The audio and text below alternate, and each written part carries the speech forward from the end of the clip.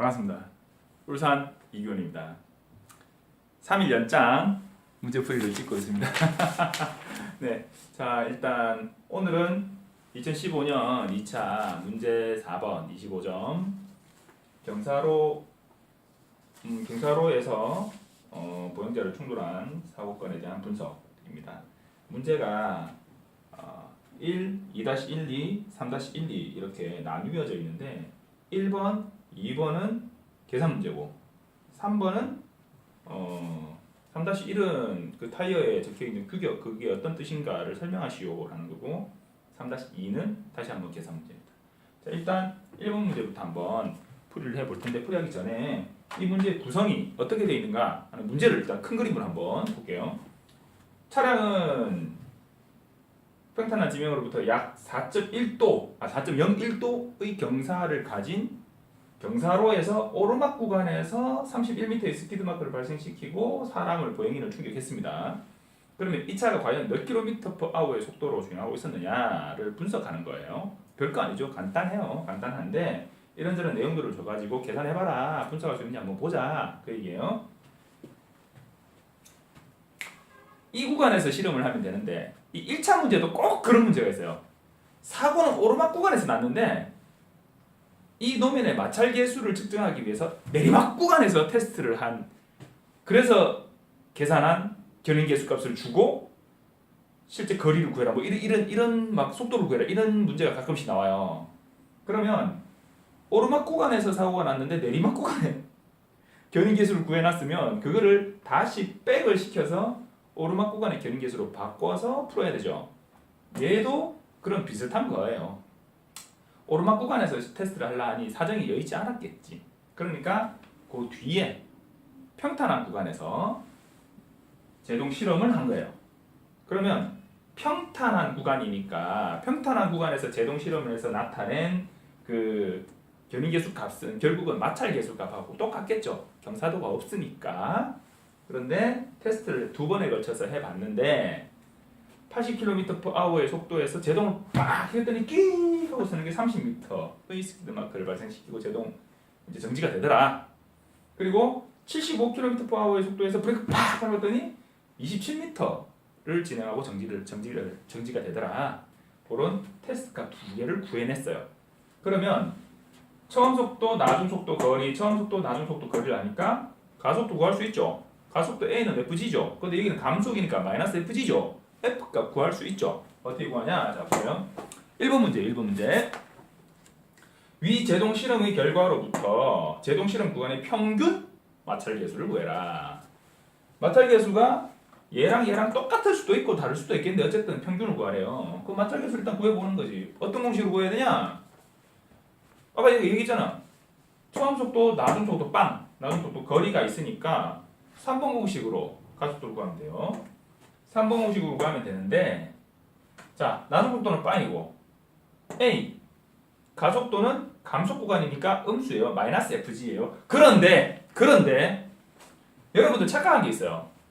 감속 구간인데 왜 마찰 계수가 마이너스 값이 나와야 되는 거 아니에요? 아니에요. 마찰 계수는 계수예요. 계수. 그 노면에 그냥 쉽게 표현하면 그 노면의 거칠거칠함의 정도가 0.8, 0.6 이런 게 있는데 마이너스 0.얼마 이렇게 있을 수는 없어요. 거기서는 제동하면 드드득 하고 서야 되는데 제동하면 드드득이 아니라 막 밀려가지고 더 속도가 빨라져. 그런 일은 있을 수 없죠. 마찰 계수가 마이너스 플러스가 아니라 이 가속도가 마이너스 플러스인 거예요. 그래서 그냥 0.8, 0.6, 0.5라는 그 숫자에 음수 부호를 붙이는 거예요. 이 음수 부호는 뭐냐면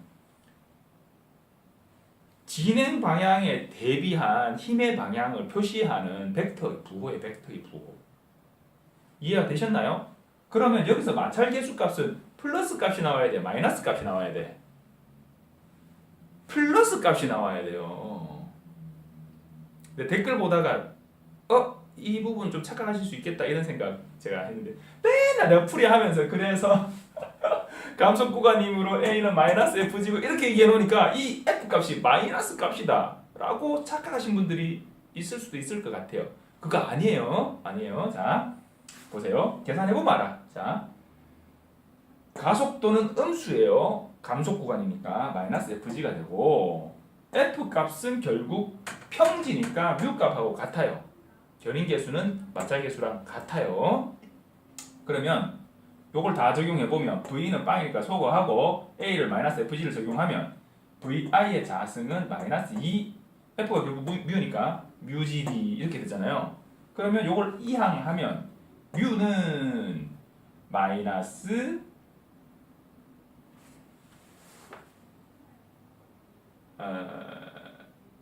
죄송합니다. 제가 공식을 잘못 적었네요. 죄송합니다.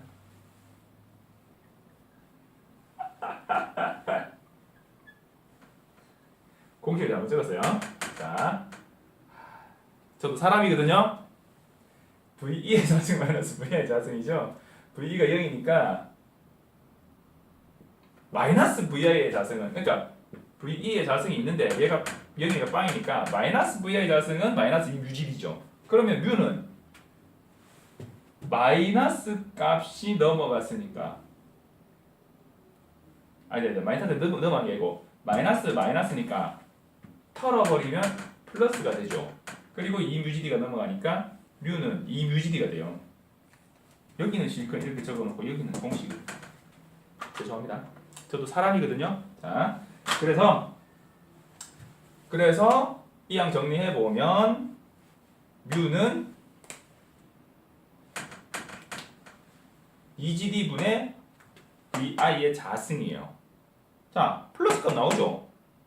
왜 플러스 값 나오는지 이해 안 되시면 요 부분을 이항 정리를 해보시고 그걸 이해를 해보세요. 이 얘기 한다고 제가 지금 몇 분을 썼는지 모르겠어요. 자, 그래서 처음 테스트 값으로 마찰계수 뮤 1번을 구했더니 약 0.84가 나와요. 2번 값으로 구했더니 약 0.82가 나와요. 그럼 평균은 어떻게 구하는지 모른다고? 0.84 더하기 0.83. 자, 항이 몇 개요? 2개죠. 나누기 2 하면 되죠. 0.83. 이거 뭐 눈대중으로도 0.83이긴 한데 어쨌든 정확한 계산은 이렇게 돼요. 자, 그래서 뮤 평균 average는 약 0.83이에요. 그래서 이 노면의 마찰계수는 0.83이더라. 그 마찰계수는 여기도 마찰계수, 여기도 마찰계수잖아요. 0.83이에요. 이 노면의 거칠거칠한 정도는 0.83인데 이 승용차에 대형 트럭이면 좀 다를 수 있겠죠. 자전거면 조금 더 또 다를 수 있겠죠. 하여튼간에 이 승용차로 동종의 승용차로 테스트해 보니 마찰계수 0.83이 나오더라. 평균. 오르막이니까 경사도를 고려해야 되니까 견인 계수는 좀 달라지겠죠. 그거는 요거 지우고 제가 다시 쓸게요.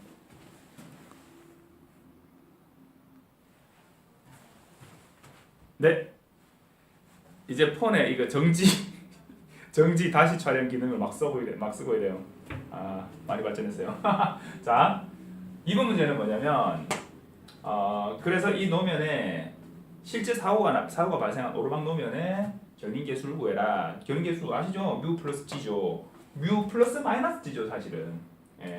근데 오르막 9배면 플러스 저항이 그만큼 더 클 거니까요. 내리막 9배면 마이너스 적용하는데 플러스 적용하면 돼요. 자, 뮤 값은 약 0.83이고 세타는 4.01도예요. 그러면 그대로 뮤 플러스 G 9배는 탄젠트 세타죠. 이거 설명해야 되나? 자, 9배 값은 뭐냐면 몇 미터 가는 동안 몇 미터 올라가냐의 비율이에요.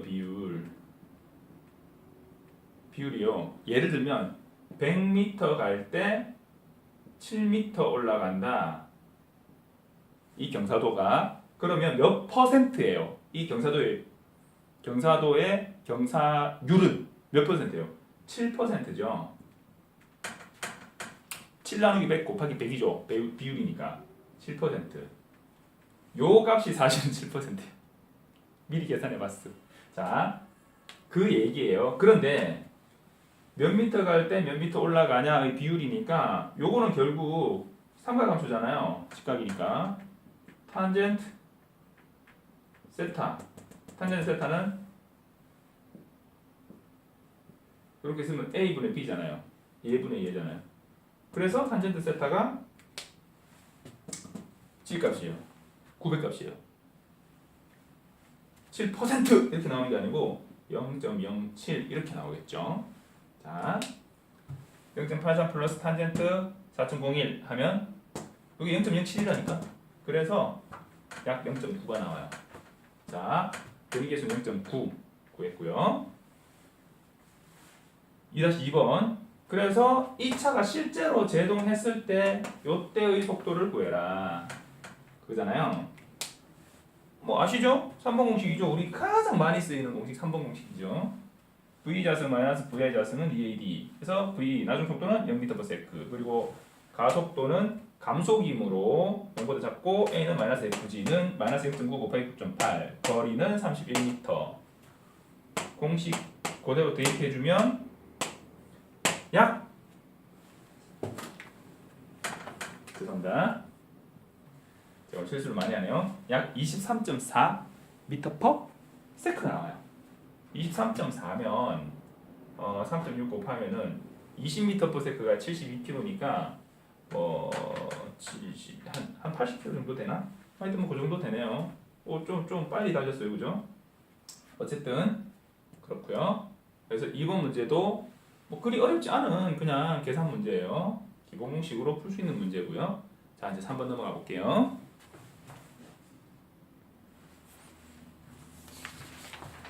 네, 3번입니다. 제 스스로가 기특해 죽겠어요. 옛날 같으면 다 자르고 다시 했을 텐데. 아니면 이거 지우고 했던 거야. 지우는 시간보다는 이게 낫죠? 네, 자, 이 문제예요. 3번입니다. 자, 타이어 보면 뭐 한국 타이어 혹은 뭐 넥센 등등등등등 이게 타이어 있죠? 있고 뭐 옵티모 있고 뭐 뭐 있고 요 표시 타이어에서 보신 적 있으신지 모르겠어요. 사실은 그 뒤에 뭐도 하나 두 자리짜 뭐 하나 더 붙어 있긴 있는데 저도 이거 솔직히 예전에 보기는 봤는데 기억이 안 나서 답변 누구 답변이더라? 그 답변 달아주신 거 보고 나도 이거 정리를 해야 되겠다 싶어서 검색하고 막 그래가지고 정리를 했어요. 자, 보세요. 한 번 이렇게 해놓으면 또 이제 뭐 어느 정도는 또 기억하겠지. 몇 년 지나면 또 까먹겠지. 자, 보세요. P 둘두로 슬래시 55 R 17 있는데 제가 볼 때 17은 인치, 타이어 몇 인치 뭐 그런 것 같아요. 요거는 찍었어. 근데 P 둘두로 55 R 뭐 이거 뭔지 모르겠어. 뭔지 모르겠는데 보니까 P는 제가 풀이에 다 적어놨어요.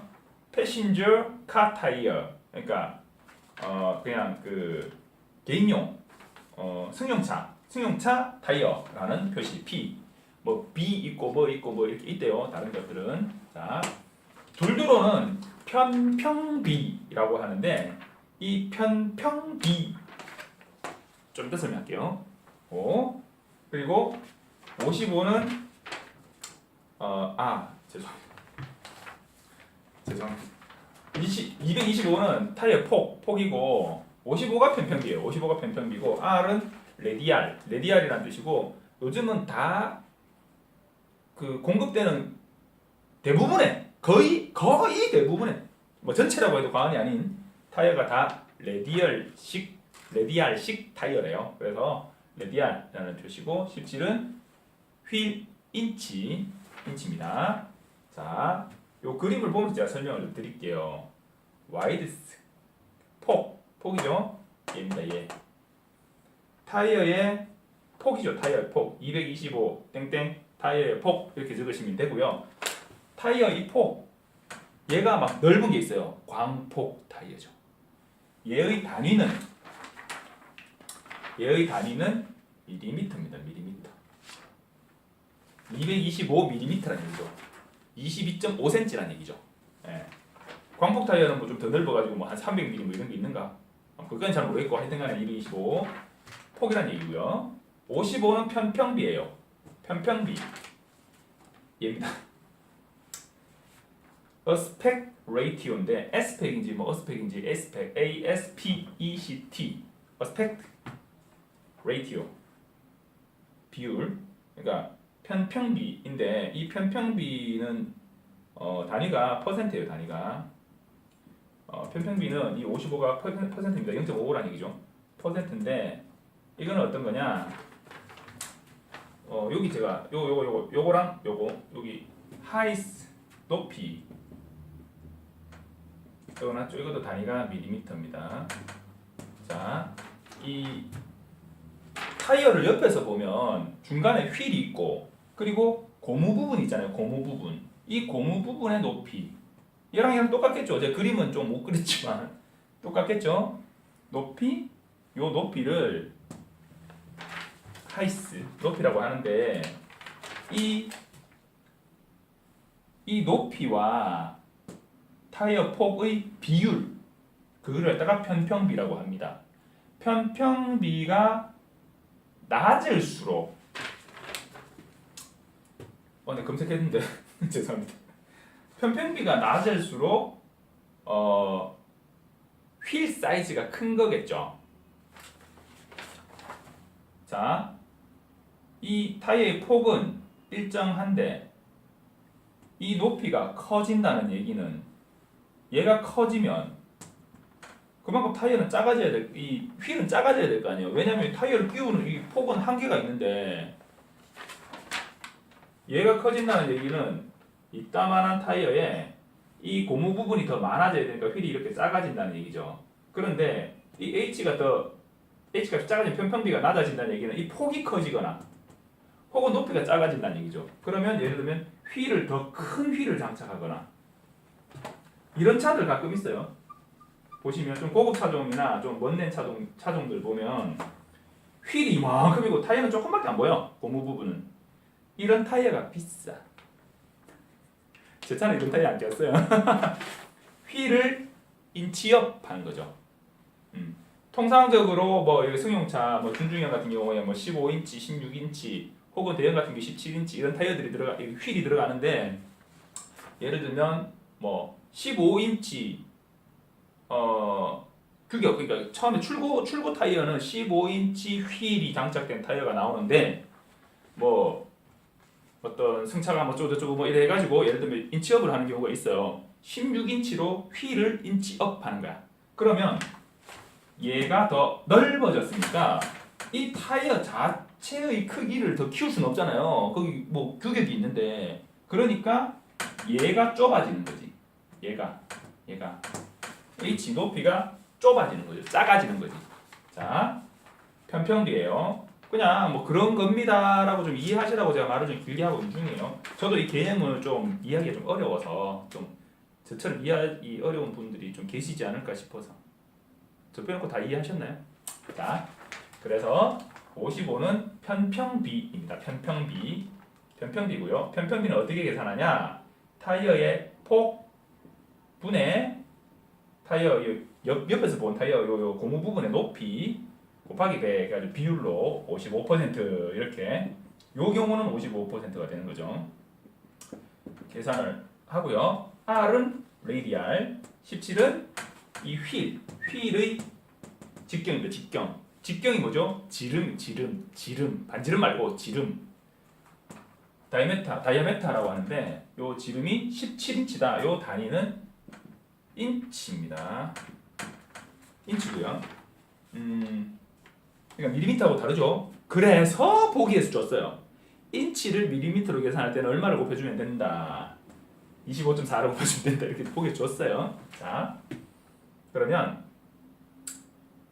요 설명은 다 됐고요. 이해가 좀 되시나요? 타이어의 구조에 대해서. 자, 3번. 그래서 이 타이어가 한 바퀴 굴 때 이동하는 거리를 구해라.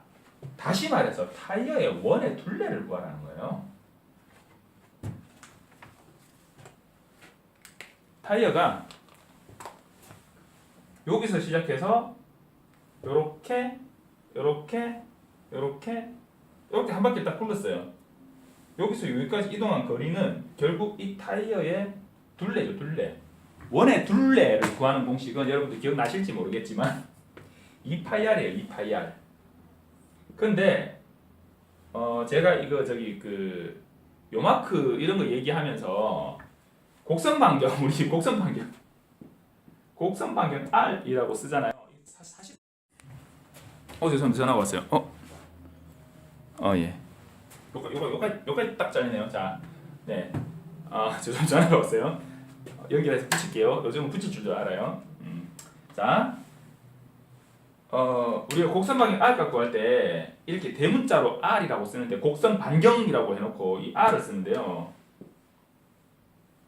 이거를 우리가 r이라고 적는데 사실은 소문자 r로 적어야 돼요. 수학적 기호의 약속은 소문자 r이에요. 소문자 r이 반지름이에요. 반지름.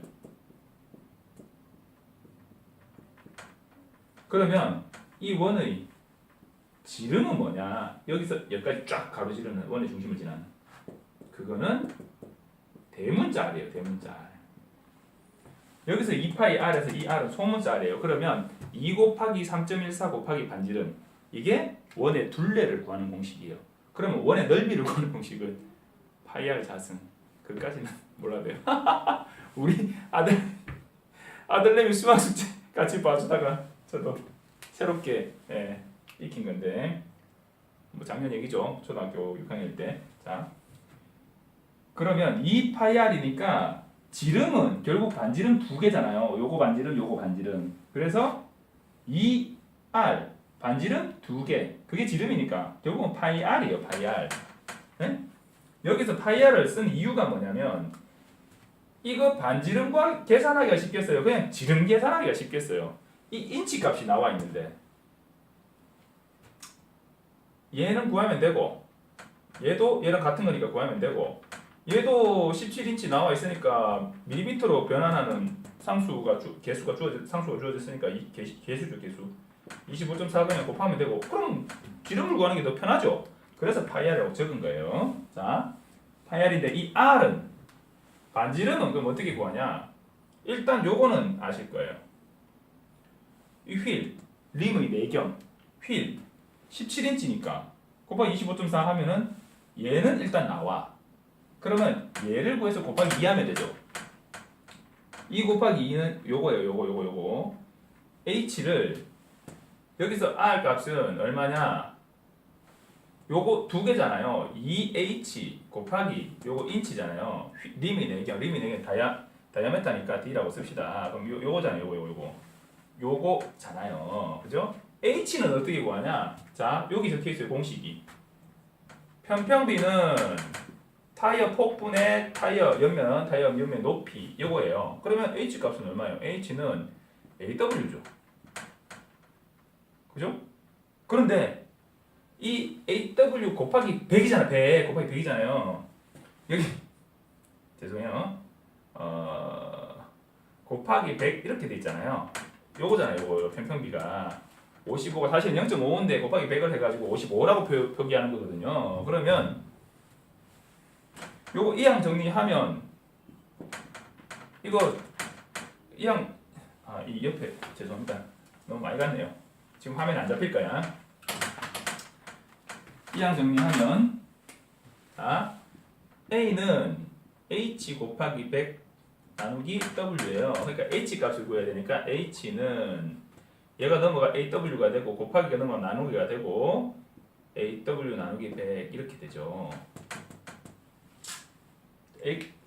H 값 구할 수 있죠.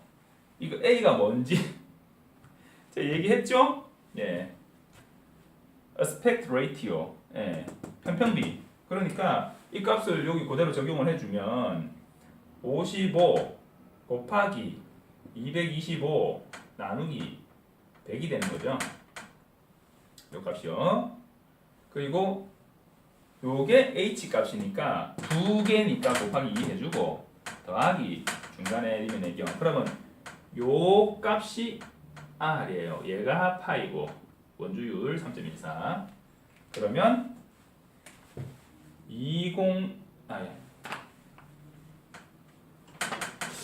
2133 뭐 얼마가 이렇게 나와요. 근데 이거는 단위가 뭐죠? 단위가 밀리미터잖아요. 밀리미터니까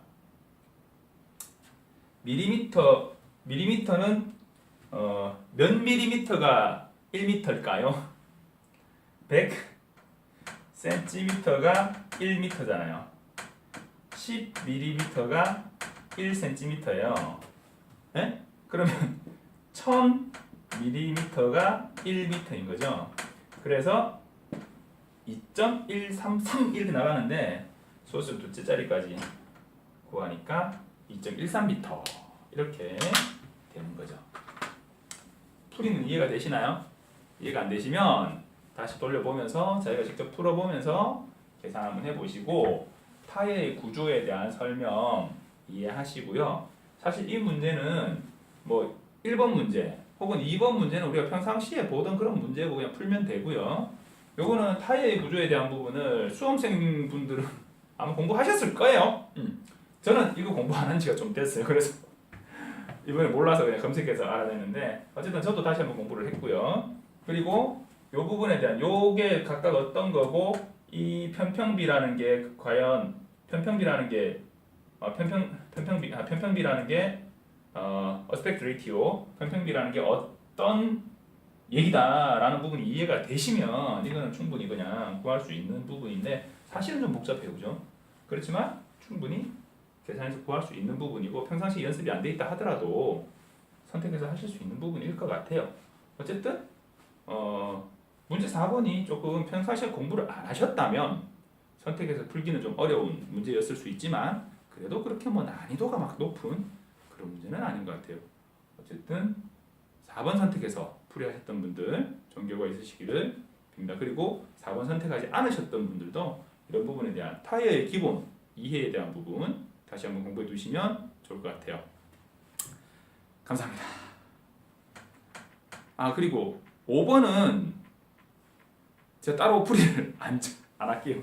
그 약술은 교재를 찾아보시고 그 약술에 대해서 예를 들면 뭐 크룩 이런 거 있잖아요. 크룩은 차가 좀 가다가 스키드 마크가 팍 꺾여 있어. 이게 크룩이에요. 왜 꺾였을까요? 이거겠죠? 네. 충돌 지점을 확인할 수 있는 뭐 증거가 될 수 있다. 뭐 그런 거. 그리고 뱅크각. 오토바이가 선회 주행을 할 때, 곡선 구간을 주행할 때 그냥 뻣뻣하게 서서 이렇게 곡선 핸들만 이렇게 돌려가지고 이렇게 돌아가면 원심력이 작용하니까 원심력 못 이기고 밖으로 미끄러 나가는 게 뭐라고요? 요 마크. 근데 원심력이 작용하니까 돌아가는 이 타이어 접지력, 이 마찰력, 구심력보다 원심력이 커지면 옆으로 넘어지니까 몸을 안쪽으로 회전 반경 안쪽으로 숙여서 구심력을 더 키우는 거죠. 원심력을 줄어들게 하기 위해서 구심력을 키우는 거죠. 왜냐하면 옆으로 놓으면 이쪽으로 중력이 잡아 당겨서 넘어지잖아. 그냥 예를 들어 가만히 있는데 오토바이를 이렇게 숙였다 생각해봐요. 넘어지잖아요. 주행 중이니까 원심력이 있으니까 그거를 이기는 힘으로 중력을 이용하는 거예요. 그게 뱅킹인데 그거 뱅킹을 하면서 숙이는 그 각, 그게 뱅크각이에요. 뭐 어려운 거 없잖아요, 그죠? 근데 그 말을 시험 문제니까 내가 표현하고자 하는 말을 논리적으로 한 뭐 두세 줄 정도로 딱 정리해서 쓸 줄 아는 그게 약술 준비인 거죠. 그거는 본인이 준비를 하셔야 되는 거니까 그 정도로 하고요. 편타손상, 뭐 말채찍 모양의 목의 경추나 이런데 근육에 생기는 손상 뭐 이런 거. 그리고 잭나이프 현상은 지겹도록 나왔죠. 내기가 좋거든. 트랙터 끌고 가는 차, 트랙터와 트레일러 짐 실은 거 끌려가는 차가 선회 운동을 하거나 혹은 제동을 할 때 제동력이 정확하게 전달되지 않아서 각각의 제동력이 다르게 먹으면서 얘는 제동이 되는데 얘는 제동이 덜 돼서 얘를 밀고 가면서 약간만 틀어져도 선회 운동 중이면 얘가 밖으로 위 이렇게 돌아가겠죠. 확 꺾여버리는 잭나이프처럼. 혹은 이렇게 따라가다가 해가지고 했는데 얘가 이쪽으로 쏠렸는데 하여튼 쏠려가지고 확 꺾여지는 그게 잭나이프 현상. 그거는 뭐 대체로 공부하시는 분들은 다 알죠. 그러니까 그리고 스패터, 튀김. 그거는 예를 들면 그 보통 국산 승용차들은 오른쪽 앞부분에 워시액 통이 있어요. 그래서 차가 이렇게 팡 사고가 나면 차는 저로 튕겨 나갔다 하더라도 여기 워시액 통이 깨지면서 물이 팍 튀어 있어요. 그게 튀김, 튀김 현상이고요. 그리고 절로 굴러가는 동안 똑똑똑똑똑똑 떨어지면서 갔어요. 드랍핑, 떨어진 뭐 그런 거. 그리고 최종적으로 그 가서 서 있었는데 줄줄줄 흘러 내려가지고 예를 들어 그 부동액이나 뭐 이런 게 또 충격이 있어가지고 줄줄줄 흘러 내려 거의 고여 있다. 뭐 고임, 뭐 이런 거죠. 뭐 스며든 어쩌고 뭐 그런 거 액체 흔적으로 사고 흔적 파악하는 그런 내용이고요. 알아서 공부하세요. 해놓고 뭐 설명 다 해주고 있다. 이런 설명을 그게 그런 거다로 이해하는 게 문제가 아니라 그걸 아까 말씀드렸죠? 한 2줄, 3줄 정도로 내가 간략하게 핵심을 딱 정리해서 적는 연습. 읽고 이게 그거구나 이렇게 넘어가지 마시고 머리로 공부하면 떨어져요. 손으로 공부를 하셔야 돼요. 내가 써보는 거예요. 드라핑, 딱딱딱, 스패터, 튀김 이렇게 직접 적어보고 연습을 하셔야 돼요. 그것도 뭐 있었더라? 그리고 또 뭐 있었더라? 삼각법.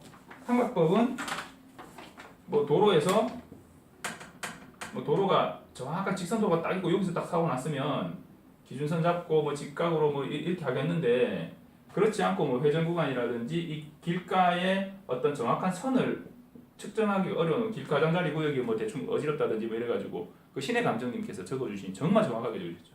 그런 경우에 쓰는 방법으로 여기 가로수가 하나 있고 여기 전주가 하나 있다. 그러면 얘들은 거의 어지간해서 잘 안 움직이는 거잖아요. 그럼 얘를 기준으로 해서 얘들 거리가 몇 미터, 그리고 여기서부터 몇 미터, 여기서부터 몇 미터 이렇게 하면 딱 적어 놓으면 다음에 복원해도 그 위치를 정확하게 딱 찍어낼 수 있겠죠. 왜냐하면 콤파스 들고 돌려.